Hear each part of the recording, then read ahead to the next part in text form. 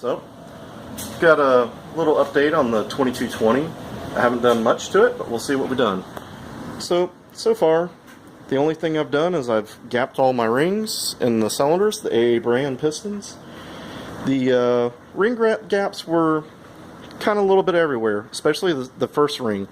The top ring was the one that had the most variance. The second rings were all around 20 thousandths. So I made them all 20 thousandths because the top ring on one piston was 20 thousandths, and that's a little large for what they're supposed to come around. I think it's around 17 thousandths is kind of what the math brings it out to. But anyways, I went with that where, because one piston already had one, and I wasn't going to go buy new rings. And the second reason is it is a cast piston. We're putting a turbo on it. I don't want the ring ends to touch and lift the top land. So, not that we're going to push it that hard. We're going to push about maybe 8 to 10 pounds. It kind of depends on how it acts. 10 pounds will be the most I'll ever run it. But, don't want to hurt it with the ring gap being too small. So, did that. Got the cylinders down and got the good old RTV on there. Let's show you guys what I use. I've had good luck with this. It's Permatex Ultra Gray, and there's the old school thought that you can't use RTV on the case half. It's because it's too thick, and that has always blown my mind. Like, if you ever take an engine case apart that has been used on RTV, now of course you don't put like a 1/4-inch bead on it when you're doing it, but if you ever take an engine case apart that had been RTV'd, the cases, if they're machined good, if they're new or if they're just a really good case, the machine work is really good on these when they're factory original, and it would squeeze every bit of the silicone out. And it always bothers me to see people pulling on silicone. It's like, man, that's actually where the seal is on the outside. But another thing too, that's got me, into the RTV is I used to use the Permatex aviation gasket stuff, and it always leaked. It always did. But aircraft engines use a piece of silk thread in between the engine cases, and it's like, man, that's actually got thickness. This stuff, no. This stuff squeezes out and it's like gone. And another thing I like about the gray RTV is it doesn't leak. This engine will have probably a leak around a pushrod tube seal, maybe around a stud up here, but I guarantee it will not leak at this case seam unless somebody pulls the silicone out. And that's one reason I really like the gray RTV. So, I don't remember if I made a video of this. The extra large pulley is too large, which is a no-brainer. They say it on aircooled.net that you can't use these with full flow. And I was hoping you could get away with it on this. You can't get away with it on this filter pump setup, but that's no big deal. I'll just use the one that's in the car already. We got to set our valve train geometry still. I got to paint the pushrod tubes that are going in here, and I bought a little tricker ones. I normally buy the stainless steel pushrod tubes, but I bought these CB Performance ones.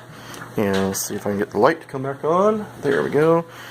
They are Volkswagen style at one end, and at the other end, I believe it's a water boxer style on this end. If you can see, it takes an O-ring on this side, and it's bigger. And then down here at the case, it uses the stock Volkswagen seal. And the theory is there with ratio rockers, it'll give you a little more room in here for the push rod, because the stock kind of necks down to go inside here. So we'll see how that works. I've always kind of wanted to try it. The only thing I'm a little concerned of is you usually have a crimple compression area here and crimple compression area there. You're losing that with these, so we'll see if they leak. So still got to make push rods. I have the push rods. A friend of mine has a whole bunch of push rods that he said I can have if something comes out close. We'll use his instead of cutting up mine. Got to do some chamber work on the heads. We're not using the Mofoco heads because there was just too many variables on the head. There's a lot of little weird things with the heads that I had from them. One thing was, you know, the valve job was a little... You put the straight edge on it, and they weren't all the same height.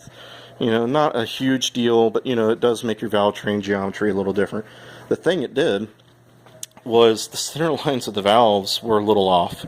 You could look down the center here, you know, of the stock one, and you can see they're all pretty much in line. Well, on the Mofocos, they weren't. You know, they were a little different angles to me. And then there's just different things of, like, the casting was blocked in some areas, and there's just a lot of little oddball things with those heads. So I decided, you know, this was kind of a childhood idea when I had my teenage car, which looked pretty much similar to that with 8-spoke Impies. I had a single port motor in there with Cadrons and loved it. You know, you could beat on it all day. It ran cool, never gave you a lick of trouble, had absolutely no horsepower, but it had torque. You know, it just pulled really good, but, you know, you get beat by a Miata or something. Anyways, kind of going back that route, you know, single port, rock solid reliability. Yeah, I'm losing horsepower, I know, but we're going to make it up with the turbo. Our goal is only 120 horsepower at the most.